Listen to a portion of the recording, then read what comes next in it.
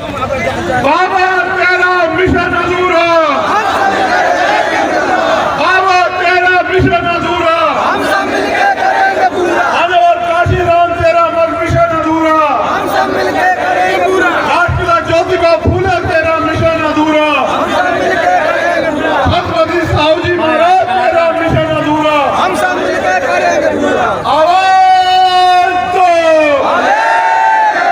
आवाज दो, जय भीम, जो सरकार निकम्मी है, वो सरकार बदलनी है, जो सरकार निकम्मी है, वो सरकार बदलनी है। आवाज जो हमें हर खबर पाने के लिए NA News 19 को सब्सक्राइब कीजिए और नोटिफिकेशन पाने के लिए बेल आइकन को दबाइए। सभी संतों गुरुओं महापुरुषों को नमन करते हुए करुणा के सागर तथा बोध संत शिरोमणि संत रविदास जी महाराज, भगवान वाल्मीकि महाराज, गुरु नानक देव, संत कबीर और आजाद भारत से पहले सामाजिक परिवर्तन के आंदोलन को चलाने वाले राष्ट्रपिता ज्योतिबा फूले, मां सावित्रीबाई फूले, मां फातिमा शेख, पेरियार रामास्वामी नायकर, पेरियार दलाई यादव, बाबू जगदेव प्रसाद कुशवाहा, जननायक कपूर ठाकुर, मां उदादेव पासी, मां अहिल्याबाई होलकर, मां अंतिकाबाई लोधी, मान्यवर दीना माना वाल्मीकि साहब, परम पूजनीय विश्वरत्न डॉक्टर बाबा साहब अम्बेडकर और मेरे गुरु, मेरे आदर्श ये मध्य प्रदेश की धरती है। और जब जब मैं मध्य प्रदेश की धरती पे आता हूँ, क्योंकि ये बाबा साहब अम्बेडकर की धरती है मध्य प्रदेश, इसी धरती में जन्मे बाबा साहब अम्बेडकर, मऊ मंदौर, तो मैं प्रकृति से प्रार्थना करता हूँ कि प्रकृति मेरे साथ रहना, मुझे अपना आशीर्वाद और ऐसा सहयोग लगातार देते रहना, क्योंकि जिन सपनों को महापुरुषों ने देखा था और जिन सपनों की कीमत चुकाई, अपने बच्चों का जीवन जो है कुर्बान करके, अपनी सुख सुविधा कुर्बान करके, वो सपना अभी भी अधूरा। मुझे दुख है कि यहाँ मेरी सम्मानित माताएं बहनें जमीन पर बैठी। ये जमीन भी हमारी माँ है, लेकिन मैं तो अपनी माँ बहनों को पलकों पे बिठा के रखना चाहता हूँ। वो हमारा सम्मान है, हमारा गौरव।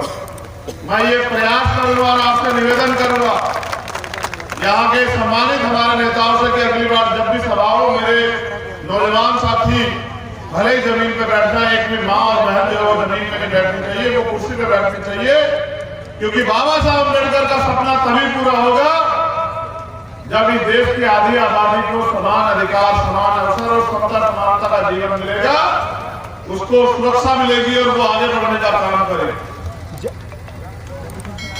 कई घटनाएं मेरे सामने रखी हैं, कई ऐसे मामले रोजगार के नौजवान बड़े पैमाने पर, जब मैं आज ग्वालियर से चला तो बड़े पैमाने पर नौजवान मुझसे मिले। मैंने उनसे भी ये पूछा कि बताओ भाई, स्वाभिमान सम्मान का जीवन चाहते हो? तो उन्होंने कहा हाँ चाहते हैं।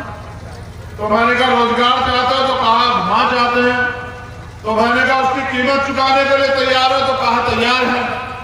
और एक दो को लगा कि पता नहीं कितनी कीमत होगी, लेकिन मैंने उनसे बताया कि जब समय आएगा और आपके पास अवसर होगा मेरे हाथ मजबूत करने का, तो ईवीएम का बटन आजाद समाज पार्टी के सामने वाला दबा देना। और फिर ये देखना कि वो भाई जो आपके स्वाभिमान सम्मान के लिए अपने लहू का आखिरी कतरा लगा देना चाहता हो, भीम आर्मी का एक सिपाही आपके स्वाभिमान सम्मान की लड़ाई में अपने प्राणों को निछावर कर देना चाहता हो, उन भाइयों को जब अवसर मिलेगा, उन बहनों को जब अवसर मिलेगा, तो फिर आपके अधिकारों के साथ कोई खिलवाड़ नहीं कर पाएगा। आपको रोजगार भी मिलेगा, स्वाभिमान सम्मान भी मिलेगा, आपकी जमीन भी मिलेगी, आपके अधिकार भी मिलेंगे, और आपकी तरफ आंख उठाने वाले जालिम को सबक भी मिलेगा, उसको सजा भी मिलेगी। मुझे पूरा भरोसा। ये कई घटनाएं आपने मेरे सामने रखी। एक घटना 3 दिसंबर की है, यही भीतरवाड़ चरखा गांव के लोग यहाँ हैं, लाठियां? अगर हो तो हाथ उठाए। अगर चरखा गांव की माताएं बहनें या नौजवान साथी या बुजुर्ग हो तो हाथ उठाएं। अच्छा भाई ठीक है, मैं यहां बैठे हर एक शख्स से वादा करता हूं कि सरकार के इशारे पे यहाँ की पुलिस में जो अन्याय अत्याचार, मैं वचन देता हूं अपनी माँ बहनों को, अपने भाइयों को, बुजुर्गों को, कि जो अन्याय अत्याचार, जो लाठियां मेरी माँ बहनों के कमर पे पड़ी है, मैं आपसे वादा करता हूं कि उन लाठियां चलाने वाले हाथों को, उन सरकारों को आपके पैरों में गिराने का काम हम लोग करेंगे। मेरा आपसे वादा वचन है। आप लोग मेरी बात को याद रखना। और मैं उन अधिकारी कर्मचारियों से भी कह रहा हूं जो सरकार की चमचागिरी जमगिरी कर रहे हैं, आपने कसम खाई थी, संविधान की शपथ ली थी कि गरीबों को, कमजोरों को न्याय दिलाओगे। आज आपकी लाठियां हमारी मां बहनों पे, ये जो इतनी तेजी से उठती, याद रखना सरकार बदलेगी और मेरे लोग इन दर्द को भूलेंगे नहीं। जो चोट आपने दी है वोट के जरिए उसका बदला लेके, और एक बार मुझे ताकत देंगे और फिर मैं आपको बताऊंगा कि अन्याय अत्याचार करने वाले का हम लोग कैसा इलाज करते हैं। मेरी बात को आप याद रखना। एक और घटना भिलोवा की है, यहाँ कुशवा समाज के, मेरे बहुजन समाज के लोग आए, मुझे बता रहे, वहां 3552 खतरा नंबर है जो हमारा है, जिसमें उन्होंने बाबा साहब अम्बेडकर की प्रतिमा की स्थापना की, लेकिन यहाँ की सरकार और नेताओं के इशारे पे उस प्रतिमा को उखाड़ने का काम किया। और खबर यह है कि वहां बुलडोजर भी चला। बुलडोजर की गूंज यहां भी आ रही है। हमने अभी खतौली में भी बुलडोजर वालों का इलाज किया, वहां उत्तर प्रदेश में, और यहां जो बुलडोजर को लाना चाहते हैं उनका इलाज भी करेंगे 23 में। आप चिंता मत करना। जबकि खतरा नंबर 3619 जो है, जो 4 हेक्टेयर का है, वो गौशाला की जमीन के लिए। बताइए, इस देश के संविधान को बनाने वाले बाबा साहब अम्बेडकर, जिनकी सम्मान की बात आदरणीय मोदी जी भी करते हैं, उन्हीं बाबा साहब अम्बेडकर के लिए जगह नहीं है, लेकिन गौशाला के लिए जमीन को कब्जा करने की जगह चल रही है। हमारे नेता सुनील अवस्थी जी कह रहे थे, उन्होंने मुझसे कहा कि साहब प्रशासन के लोग कहते हैं, पत्रकार लोग कहते हैं कि भाई आप आंदोलन करो, तो मैं उनको भी याद दिलाना चाहता हूं कि भाई हमारे नेता बने और काशीराम साहब तो हमें कहते थे कि जो जमीन सरकारी है वो हमारी, और जो जमीन सरकारी है वो जमीन हमारी है। उस जमीन को लेने का काम और उस पर जो हम करना चाहते हैं वो कराने का काम हम लोग करेंगे। जिन नेताओं को गलतफहमी हो गई वो याद रखें। बुलडोजर चलाने वाले नेताओं से मैं कहना चाहता हूं, वो बड़े नेता हैं सब लोग, जैसे ज्योतिबा फूले, छत्रपति साहू जी महाराज और बाबा साहब अम्बेडकर के वंशज इकट्ठा हुए, याद रखना, और एक एकजुटता बना के इन्होंने अपनी वोट का प्रयोग किया। आप एमपी एमएलए तो बहुत दूर, मंत्री तो बहुत दूर, जिला पंचायत के सदस्य नहीं बनोगे। मेरी बात को याद रखना, कभी दिमाग खराब हो गया आप लोगों का। और यहाँ के भाजपा के एक मंत्री जी हैं जो कहते हैं हमारे प्रदेश उपाध्यक्ष जी को कि बाबा साहब का मिशन चलाओगे तो मुकदमा लगा देंगे। तो झोली भर के मुकदमा लगाओ। भीम आदमी आजाद समाज पार्टी के सिपाही मुकदमों से नहीं डरते, बट डरते हैं तो अपने अत्याचार का ये जो किया जा रहा है हमारे समाज के सभी अत्याचार से डरते हैं। मुकदमे और जेल तो हम क्रांतिकारियों के लिए कहना, जितने मर्जी मुकदमे लगा दो, लेकिन याद रखना, मैंने पहले भी कहा कि परिवर्तन होगा, और जिस दिन वो परिवर्तन होगा उस दिन संभलने का मौका हम लोग आपको नहीं देंगे। अब मैं इन मुकदमों से और इन बातों से हटके आपसे कुछ बात करना चाहता हूं। आप में से कितने लोग हैं जो मेरे ऊपर विश्वास करते, जरा हाथ खड़ा करके दिखाओ। वही लोग हाथ खड़ा करें जो विश्वास करते हैं। संघर्ष करो, संतकर भैया संघर्ष करो।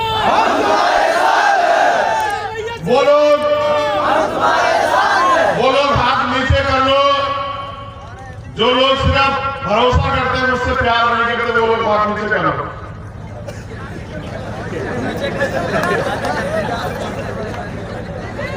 चलो एक और बार हाथ नीचे करो। जो लोग उम्मीद करते हैं कि हम लोग यहाँ कुछ करके दिखा सकते हैं, वो लोग हाथ ऊपर करने का उसका धन्यवाद। अब मैं आपसे जो बात करना चाहता हूं उस पर गौर करें।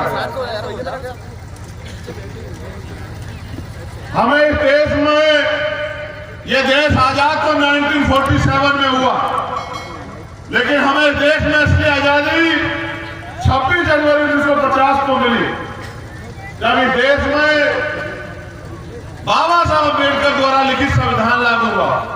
और वो संविधान हमें यहाँ जानवरों के जीवन से इंसानों के जीवन को जीने के लिए जो मूलभूत सुविधाएं और अधिकार देने का काम करता, आज उस संविधान को कुचलने का, मिटाने का, बर्बाद करने का प्रयास किया जा रहा है। जो लोग प्रयास कर रहे हैं वही लोग यहाँ मध्य प्रदेश की और केंद्र की सरकार में बैठे हैं। ये डबल इंजन की सरकार मिलकर आने वाले समय में हमें इस देश में अधिकारों और हमारी मूलभूत सुविधाओं से वंचित करना चाहती है। आज अगर अन्याय अत्याचार होने पे हमें न्याय दिलाने का काम अगर होता है तो भारतीय संविधान के जरिए होता है। वो जो न्याय दिलाने का अधिकार है वो ये सरकार को कुचलना चाहती है। आज अगर हमें मंच लगा के बात रखने का, स्वाभिमान सम्मान से बैठने का, घूमने का, नौकरी करने का, रोजगार करने का, जमीन रखने का अधिकार मिलता है तो वो भारतीय संविधान की वजह से मिलता है। लेकिन जिम्मेदार साथियों, बहुजन समाज के लोगों, मेरे दलित, पिछड़े, अल्पसंख्यक, आदिवासी समाज के लोगों, मेरे परिवार के लोगों, आपको जो भी अधिकार मिला है उसके लिए आपके महापुरुषों ने, मेरे महापुरुषों ने, हमारे महापुरुषों ने कीमत चुकाई। अगर आप याद करो, राष्ट्रपिता ज्योतिबा फुले और मां सावित्रीबाई फुले ने एक बच्चा भी जो है पैदा करना स्वीकार नहीं किया, इसलिए क्योंकि उन करोड़ों बच्चों को स्वाभिमान सम्मान का जीवन, पढ़ाई के अवसर, स्कूल खोलने के अवसर उन्होंने देने का काम किया। अपने पूरे जीवन को छत्रपति साहू जी महाराज ने हमें अधिकार दिलाने के लिए, समता समानता का जीवन दिलाने के लिए काम करने का काम किया, अपना जीवन लगाने का काम किया। अपने पूरे जीवन को और अपने 4-4 बच्चों को बाबा साहब अम्बेडकर ने इस समाज के स्वाभिमान सम्मान और अधिकारों के लिए कुर्बान करने का काम किया, तब जाकर हमें अधिकार मिले। आज उन अधिकारों पे खतरा, लेकिन ये सारे अधिकार संघर्ष करने से मिले। अगर आज हम संघर्ष नहीं करते तो आने वाले कल में जो अधिकार है वो भी नहीं बचेंगे। इसलिए हमें संघर्ष करना, मूवमेंट चलाना जरूरी है। दोनों तरफ आग लगी है। इस आग को बुझाने के लिए और इस आग से अपने आप को बचाने के लिए हमें पुनः अपने आंदोलन को मजबूत करना जरूरी है। जिस दिन हमारा आंदोलन मजबूत हो जाएगा, जिस दिन इस प्रदेश में और देश में राजनीतिक सत्ता में हमारा जो है कब्जा हो जाएगा, हमारी हैसियत बन जाएगी, उस दिन के बाद ये जो अधिकारों से वंचित रखने की जो साजिश है ये नाकामयाब हो जाएगी। हम लोग इसलिए आंदोलन चला रहे हैं कि जो अधिकार मिले हुए हैं वो अधिकार छीने ना, लेकिन कोई एक आदमी इन अधिकारों की रक्षा नहीं कर सकता। इन अधिकारों की रक्षा हम एक जाति से भी नहीं कर सकते हैं। अगर हमें इन अधिकारों की रक्षा करनी है तो हमें बहुजन समाज बनाना होगा, और बहुजन समाज बनाने के लिए हमें जातियों में बांटे गए लोगों में भाईचारा पैदा करना पड़ेगा। और इसकी सबसे बड़ी जिम्मेदारी उन लोगों के कंधे पे है जो ये मानते हैं कि भारतीय संविधान ने हमें अधिकार और स्वाभिमान सम्मान का जीवन दिया। इसलिए मैं आपसे अपील करता हूं कि यहां रहने वाले जिनकी आबादी 90% है मध्य प्रदेश में, दलित, पिछड़े, आदिवासी, जैन, सिख, बौद्ध, मुसलमान, ईसाई, इनमें भाईचारा पैदा करके इनको इकट्ठा करने का काम करो। आज संत गाड़िया जी महाराज का परिनिर्वाण दिवस, उन्होंने नारा दिया कि एक रोटी कम खाना मगर अपने बच्चों को जरूर पढ़ाना। उन्होंने कहा कि अगर थाली ना हो तो हाथ पे रख के खाना, एक अपना तन पहन लेना, लेकिन अपने बच्चों को शिक्षा देना। आज की सरकार ना नौकरी दे रही है ना शिक्षा दे रही है। इन सरकारों के जरिए हमारे अधिकारों की सुरक्षा होना नामुमकिन है। इसलिए इनके झूठ और धर्म की बातों में आना भी हमारे लिए खतरनाक। इसलिए मैं आपसे अपील करता हूं कि हम लोग और हमारे साथ यहां मध्य प्रदेश में लाखों लोग दिन रात एक करके बहुजन महापुरुषों के कार्यों को आगे बढ़ाने का काम कर रहे हैं। उस कार्यों को सीखने के लिए अगर खून की जरूरत पड़े तो हम लोग अपने खून का भी बलिदान करने के लिए तैयार। लेकिन क्योंकि यहां लोकतंत्र है और राज व्यवस्था में जो लोकतंत्र है उसमें राज व्यवस्था वोट के जरिए तैयार होती है, वोट के जरिए प्राप्त होती है, तो मैं आपसे अपील करता हूं कि अगर आप स्वाभिमान सम्मान का जीवन चाहते हैं, अधिकारों का जीवन चाहते हैं, अगर आप यहां अन्याय अत्याचार को खत्म करना चाहते हैं, तो भीम आर्मी आजाद समाज पार्टी का साथ दीजिए। अब मैं आपसे पूछना चाहता हूं, दोनों हाथ उठा के बताएं कि क्या आप इस लड़ाई में हमारा साथ देने के लिए तैयार है? अगर तैयार है तो कुछ काम भी करना पड़ेगा। क्या आप काम करने के लिए भी तैयार हैं? तो अब मेरी बात पर गौर करो। आप सुबह से यहां हैं और यहां से आपको लंबी लंबी दूरी तय करके अपने घर जाना। कई लोग ऐसे हैं जो सर्दी का समय हो गया, जैकेट भी नहीं है। हमारे नौजवान साथियों से भी मैं कह रहा हूं, नेतागण से भी कह रहा हूं, जो मंच पे उनसे भी और जो सामने उनसे भी, रोटी कपड़ा पाने के लिए संघर्ष करना पड़ता है, समय देना पड़ता है। जय भीम के नारे तो आप बहुत अच्छे लगाते हो और सड़क पे अपने जोश जुनून को भी बड़ी मजबूती से दिखाते हैं। लेकिन अगर आप भाईचारा पैदा करके लोगों को जोड़ने का काम नहीं करोगे तो आप यहां ताकतवर नहीं बन पाओगे। उन साथियों से भी कहना चाहता हूं जो नीला पटका डाल के घूम रहे हैं।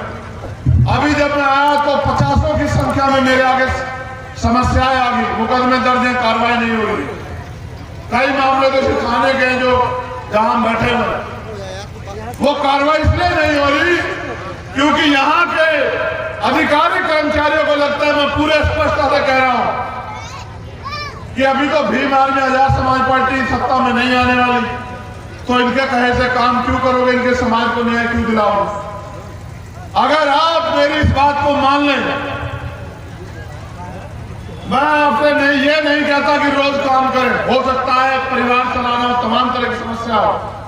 एक हफ्ते में 1 घंटे का समय भी अगर आप निकालो ईमानदारी से, और अगर जितने साथी यहां मौजूद हैं 1 हफ्ते में एक परिवार को भी जोड़ने का काम करें। 1 महीने में 4 हफ्ते होते हैं, 1 महीने में 4 परिवार को जोड़ने का काम करें। 1 साल का समय हमारे पास है, 12 चौक 48। एक व्यक्ति अगर 1 साल में 48 परिवारों को जोड़ने का काम करेगा, अगर नेक्स्ट साल में मैं कहूं कि 50 परिवारों को जोड़ने का काम करेगा, तो एक आदमी कम से कम 250 से 300 वोट तैयार करने का काम करेगा। अब जिस विधानसभा में आप 1000 की संख्या में हैं और आप इस तरह से जोड़ने का काम करते हैं, अपनी जिम्मेदारी को अदा करते हैं, मैं गारंटी देता हूं कि जब चुनाव आएगा कम से कम 40 से 50 हजार लोग आपके साथ वहां जुड़ जाएंगे।